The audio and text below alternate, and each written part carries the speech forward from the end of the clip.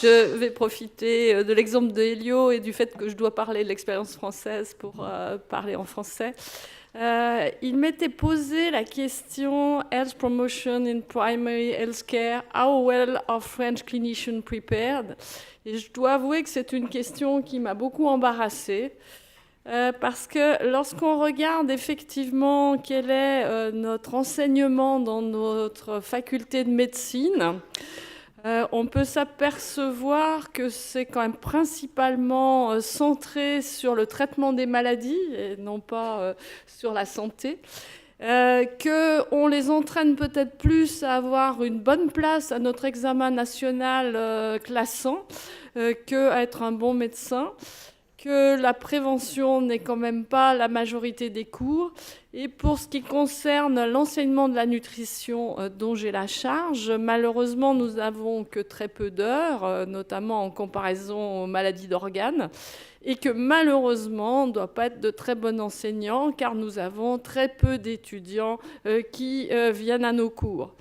Hier, nous avons eu un excellent symposium avec que des jeunes médecins, futurs médecins de famille, très motivés par la nutrition grâce à la motivation qu'ont donnée les professeurs Ambroise Martin et le professeur Jean-Pierre Dubois.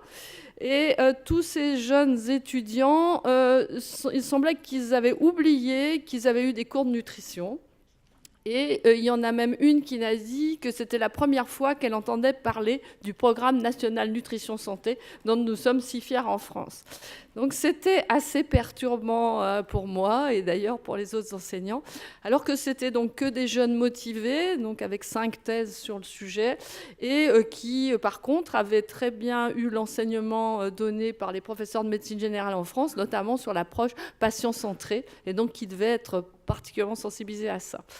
Donc j'ai l'impression quand même que notre façon d'enseigner la médecine donne très peu d'enseignement sur la prévention. Et en parallèle, alors que nous avons, je pense, un système de santé qui est excellent quand même, encore excellent, notamment sur la prise en charge des maladies. Par contre, ce qui est de prévention, pratiquement aucun des actes de prévention sont remboursés. Nos diététiciens et diététiciennes ne sont pas remboursés, les psychologues non plus, ni les moniteurs d'activité physique.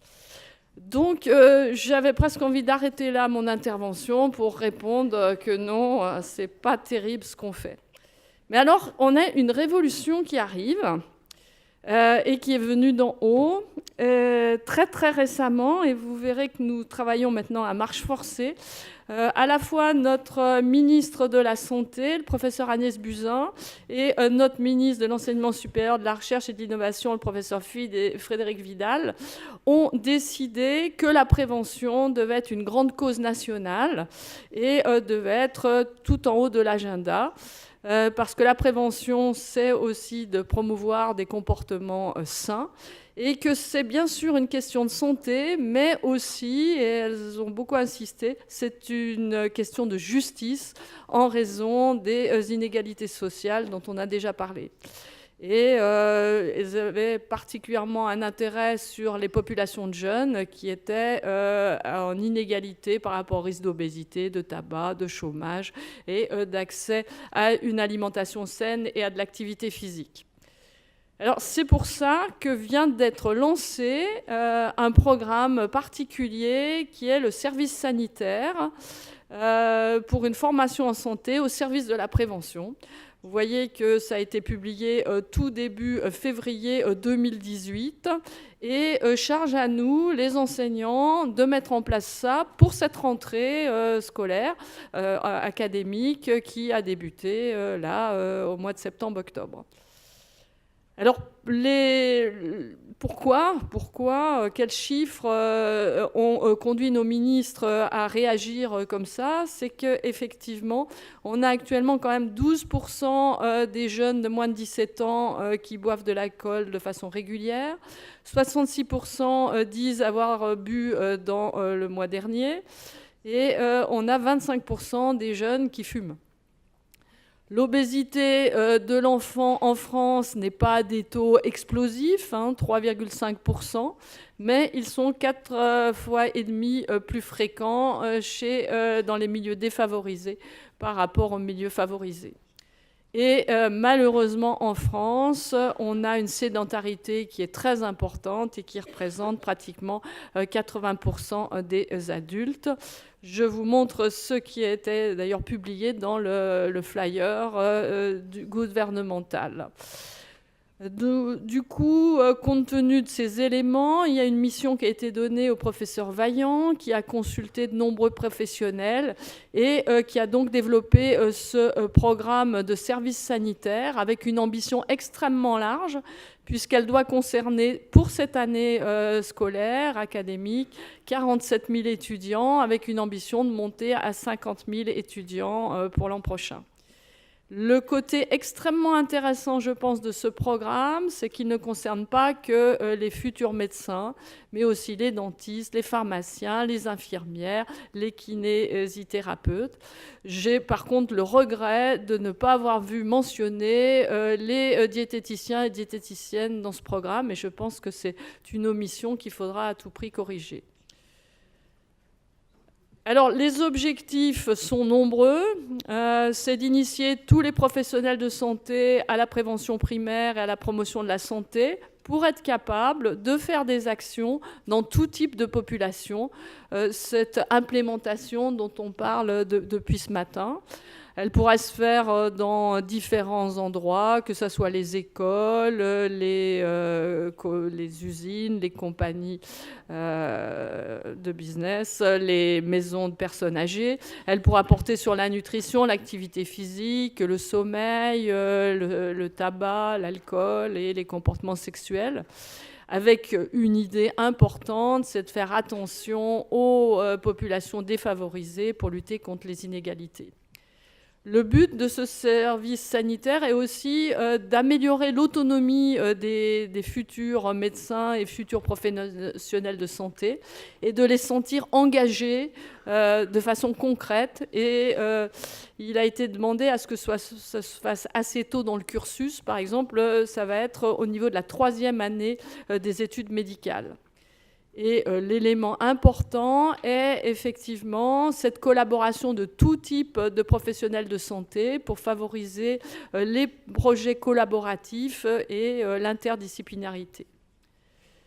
Alors, nos ministres sont très très fiers de ça. On avait l'impression d'être un peu en retard, mais là, on serait les premiers en Europe à faire une chose comme ça. Donc, on est très fiers. Il faut avouer que sur le terrain, c'est allé un peu vite. Donc, on a un mode d'emploi qui doit se dérouler sur 3 mois, donc chez ces étudiants, avec une partie de formation des étudiants, à la fois en savoir et en compétences, pour réaliser une intervention concrète, assez brève, dans différents lieux. Et sur la région lyonnaise, il a été choisi d'intervenir dans les écoles, ce qui nous paraissait le plus simple immédiatement. Et bien sûr, ensuite, les étudiants viendront faire un rapport à l'université de l'ensemble du process. Il y a eu quelques études pilotes dans des villes comme en Angers, et nous avons donc eu cette circulaire en février, et dès mai-juin, il nous a été dit qu'il fallait, dès la rentrée, se mettre en place. Donc ça a été un petit peu difficile, puisqu'évidemment, aucun moyen particulier n'a été dévolu à ce programme, mais la volonté étant, il y a eu une forte mobilisation pour bâtir ce programme, qui va avoir plusieurs étapes. Une étape qui est déjà terminée, qui était la formation des formateurs. Il y a 130 formateurs qui ont été entraînés, formés entre le mois d'août et le mois de septembre. Et cela grâce à l'aide de structures déjà existantes pour la promotion à la santé, à la fois au niveau national et au niveau local, et aussi avec un apport important des écoles d'infirmières qui avaient déjà mis dans leur programme des actions de prévention, même des actions sur le terrain, et donc qui avaient déjà une expérience de ces choses-là. Ensuite, les formateurs étant formés, il va y avoir une deuxième partie qui va se situer au mois de janvier, où les étudiants vont être formés. D'abord avec une formation théorique en e-learning d'environ 25 heures, puis ensuite 2 jours de formation pratique en petits groupes de 20 à 25 étudiants, avec chacun un des 130 tuteurs. Ensuite, il y aura un contact avec les lieux de l'intervention dans les écoles. Donc le rectorat a été beaucoup associé à la démarche. Ils étaient un peu surpris au départ qu'on allait arriver chez eux, parce qu'en fait, ils avaient déjà des formations de prévention organisées dans les écoles. Et donc, il a fallu aussi s'harmoniser entre ce qui était fait au niveau de l'enseignement secondaire ou de l'enseignement même primaire et cette volonté qu'on avait des professionnels de santé. Et donc, il y aura au cours du premier trimestre de l'année prochaine des interventions dans les collèges et dans différents types d'écoles, des interventions d'1 à 5 jours. Nous avons choisi sur la région de nous concentrer sur la nutrition, l'activité physique et les modes de vie. Et donc, il y aura des petits groupes d'étudiants qui vont intervenir avec leur tuteur référent, mais aussi le tuteur des écoles pour faire une petite intervention. Et ensuite, ils reviendront rapporter en groupe sur ce qui s'est passé. Vous avez ici une petite description de ce qu'on compte leur donner, 16 heures d'entraînement pratique au mois de janvier. Donc, comme je vous ai dit, ça va être des étudiants assez jeunes, débutant dans leur cursus, et l'idée est de les faire réfléchir un petit peu à ce qu'est la santé, qu'est-ce que ça représente, qu'est-ce que c'est que la prévention, pour qu'ils aient des notions générales. Il y aura aussi, pour aider justement à l'implémentation dans différents niveaux de population, une réflexion, c'est quoi une posture éducative, quelle peut être l'approche en fonction du public, de son âge, de son milieu culturel. Et ça, sur 2 jours. Aussi, comment on fait de l'animation, hein, c'est des choses qu'on n'a pas l'habitude d'apprendre en faculté de médecine.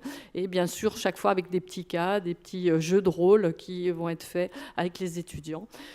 Aussi, comment ils vont animer cette dynamique de groupe, quelles fonctions ils auront. Voilà.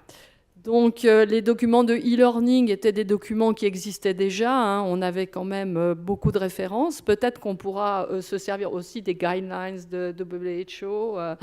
Si, bien sûr, il y a toujours le problème de la langue, mais je pense que nos étudiants peuvent quand même comprendre l'anglais international.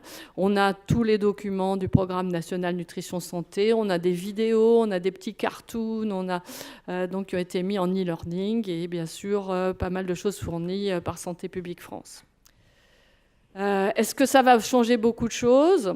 Il faut voir que c'est quand même une première étape dans un changement extrêmement important voulu donc, par notre gouvernement sur les modalités du développement des études en santé, avec un tronc commun pluriprofessionnel qui va être mis en place extrêmement rapidement.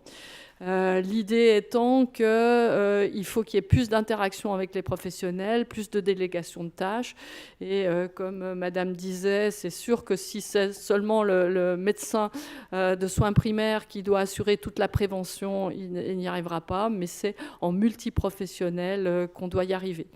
Donc ça a été une initiative poussée, qu'on fait un petit peu sur le terrain, mais je pense que c'était extrêmement important qu'il y ait cette prise de conscience sur l'importance de la promotion à la santé et de la prévention, et que c'est quand même un très grand changement dans notre façon d'enseigner, qui, je l'espère, nous permettra effectivement de passer du challenge on s'occupe que des maladies pour dire qu'on s'occupe de la santé.